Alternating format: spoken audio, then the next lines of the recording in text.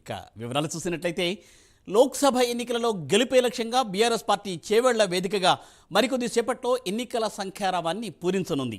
ఉమ్మడి రంగారెడ్డి జిల్లాలో నిర్వహిస్తున్న మొదటి బహిరంగ సభ కావడంతో నేతలు ఈ సభను ప్రతిష్టాత్మకంగా తీసుకుని విజయవంతం చేయడానికి కృషి చేస్తున్నారు. సాయంత్రం 5 గంటలకు జరిగే ఈ ప్రజా ఆశీర్వాద సభకు బీఆర్ఎస్ అధినేత కేసీఆర్ హాజరు కానున్నారు. ఇప్పటికే సభ ఏర్పాట్లు పూర్తయ్యాయి.